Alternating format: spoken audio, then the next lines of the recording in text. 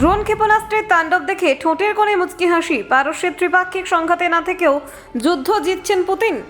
পশ্চিম এশিয়ার যুদ্ধ লাভ কার? গুলি না চালিয়েই জিতছেন পুতিন।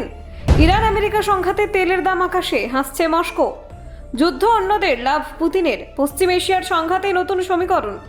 হরমুজে উত্তেজনা, বিশ্বে তেলের আগুন। সবচেয়ে বড় সুবিধাবাদী রাশিয়া। ইরান যুদ্ধেই ঘুরে দাঁড়াচ্ছে রাশিয়া। ইউরোপীয় কাউন্সিল প্রেসিডেন্টের বিস্ফোরক দাবি। গর্জে উঠছে ক্ষেপণাস্ত্র, বাড়ছে তেলের দাম। পুতিনের জন্য সোনার সুযোগ। পশ্চিম এশিয়ার যুদ্ধে কি বদলাবে বিশ্ব অর্থনীতি? নজর পুতিনের দিকে। যুদ্ধের ধোঁয়ায় লুকিয়ে মস্কোর লাভ, তেলের দামে বাড়তি সুবিধা রাশিয়ার।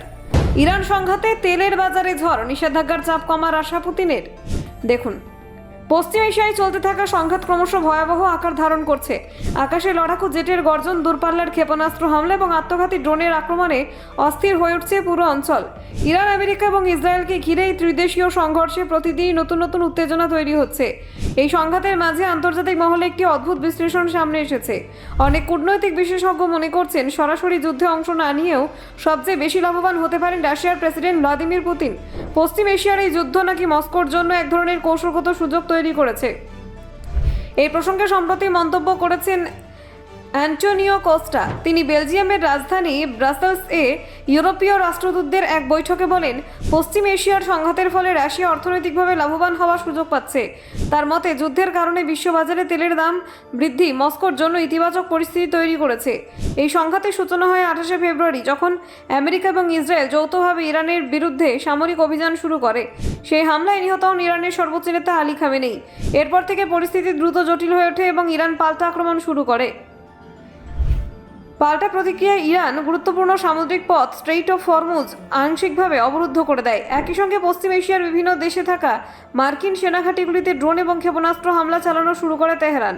এর ফলে আঞ্চলিক উত্তেজনা আরও বেড়ে যায়। হরমুজ প্রণালী অবরুদ্ধ হওয়ায় সরাসরি প্রভাব পড়েছে আন্তর্জাতিক জ্বালানি বাজারে।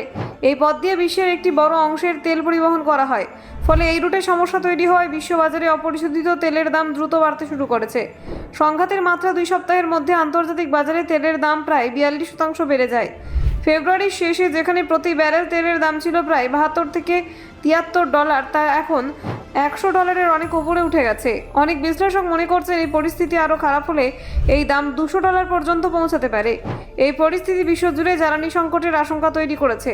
বহু দেশ তেলের দাম বৃদ্ধির কারণে অর্থনৈতিক চাপের মুখে পড়েছে।